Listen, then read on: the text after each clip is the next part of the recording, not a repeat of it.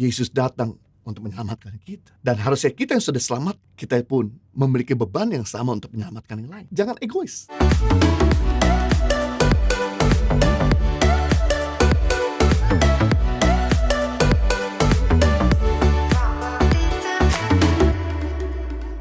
Yang ketiga, makna kenaikan Yesus ke surga untuk melanjutkan pelayanan Yesus di bumi. Menjadi rekan sekerja Tuhan. Kisah Rasul 1 ayat 8, tetapi kamu akan menerima kuasa kalau Roh Kudus turun ke atas kamu, dan kamu akan menjadi saksiku di Yerusalem, seluruh Yudea, Samaria, sampai ke ujung bumi. Sesudah ia mengatakan demikian, terangkatlah Yesus disaksikan oleh mereka, dan Allah menutupnya dari pandangan mereka. Di akhir pelayanan Yesus, atau di hari ke-40 setelah kebangkitan Yesus, Yesus membawa murid-muridnya ke Bukit Zaitun yang ada di Yerusalem, dan memberikan pesan terakhir kepada murid-muridnya, pesan amanat agung, karena pesan terakhir adalah pesan yang penting dan berkualitas. Semua pesan yang disampaikan terakhir pasti penting dan berkualitas. Setelah dia memberikan pesan amanat agung, penting dan berkualitas untuk mereka pergi dan menjadi saksi, kemudian Yesus naik ke surga. Yang menjadi pertanyaan, kenapa Bapa telah berikan Yesus kepada kita, namun Bapa di surga ambil kembali? Yang menjadi pertanyaan, kenapa Bapa telah berikan Yesus pada dunia ini, lalu Bapa di surga ambil kembali? Bukankah Tuhan kita adalah Tuhan yang baik, kalau memberi nggak pernah ambil kembali?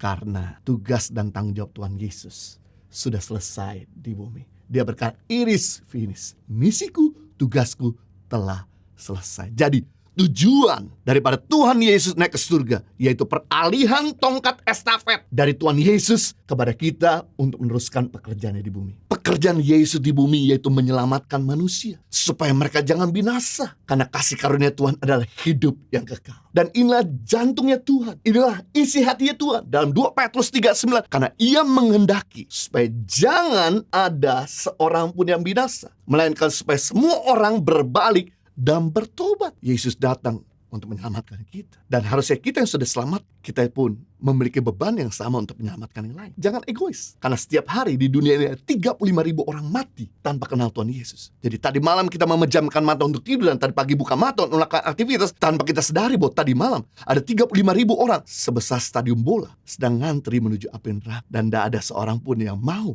mencegah mereka, memberitahu kabar baik bahwa ada keselamatan, ada jalan keluar, ada kasih karunia Tuhan. Tugas kita lah yang mencegah agar keluarga kita jangan binasa, agar kenalan kerabat kita nggak binasa. Itu sebab Roh Kudus diberikan kepada kita, agar kita itu menjadi saksi. Siapa itu saksi? Seseorang menceritakan sebenarnya apa yang dilihat dan alami. Jadi tugas kita sebagai saksi itu mudah, tidak sulit. Ceritakanlah kepada orang lain bagaimana Tuhan tolong kita, bagaimana Tuhan pulihkan kita, bagaimana Tuhan sembuhkan kita, bagaimana Tuhan selamatkan kita. Waktu kita menceritakan apa yang kita alami, nggak perlu pakai catatan. Itu akan keluar dari kehidupan. Dan apa yang terjadi ketika kita mulai bersaksi, maka Roh Kudus yang ada dalam diri kita mulai bekerja dengan menyatakan kuasanya. Tetapi kamu akan menerima kuasa. Kisah Rasul 1:8, kata kuasa itu artinya ledakan, dinamit. Jadi orang yang meneruskan pekerjaan Tuhan, ada 3 keuntungan yang dia akan alami, dia akan miliki. Yang pertama, disertai oleh kuasa Tuhan. Kalau kita itu mau lihat kuasa Tuhan, kalau kita pengen lihat Tuhan bekerja di hidup kita, yang sakit sembuh, yang lemah dikuatkan, yang bodoh dicerdaskan, bahkan yang terhilang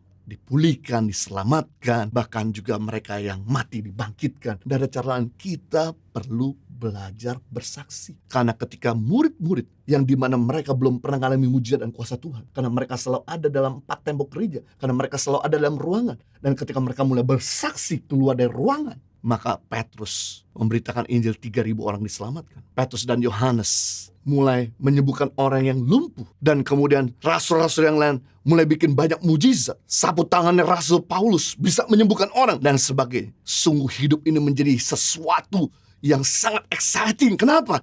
Karena ada Tuhan yang bekerja dalam diri kita. Yang kedua, keuntungan kalau kita suka bersaksi, disertai oleh penyediaannya. Selalu ada berkatnya, selalu ada open door. Kenapa? Karena dia Tuhan. Gak mungkin dia biarkan kita terus dihambat. Dia pasti akan buka pintu. Gak mungkin dia akan terus mengizinkan kita untuk direndahkan. Pasti dia akan angkat. Gak mungkin sampai kita diizinkan berkekurangan. Pasti dia akan siapkan. Sejak kami mulai pelayanan keluar, menolong begitu banyak orang-orang yang membutuhkan, di situ Tuhan menyediakan begitu banyak hal-hal yang ajaib. Sehingga sampai hari ini pelayanan kami tidak kekurangan kebaikan Tuhan. Ada open door, ada penyediaan, ada visi digenapi, ada doa yang dijawab dan sebagainya. Bahkan ada orang-orang yang memberdaya kami, ada orang-orang yang melengkapi kami dan sebagainya. Keren. Yang ketiga, keuntungan kalau kita suka bersaksi, mengalami sukacita yang besar. Karena Tuhan berkata satu orang diselamatkan, seisi surga bersukacita. Jadi bukan cuma Tuhan bersukacita, bukan seluruh warga kerajaan Allah di surga bersukacita, tapi kita sebagai warga kerajaan Allah di bumi pun ikut bersukacita. Saya gak pernah merasakan sukacita yang begitu besar sampai saya lihat satu orang berubah menerima Yesus sebagai Tuhan yang selamat.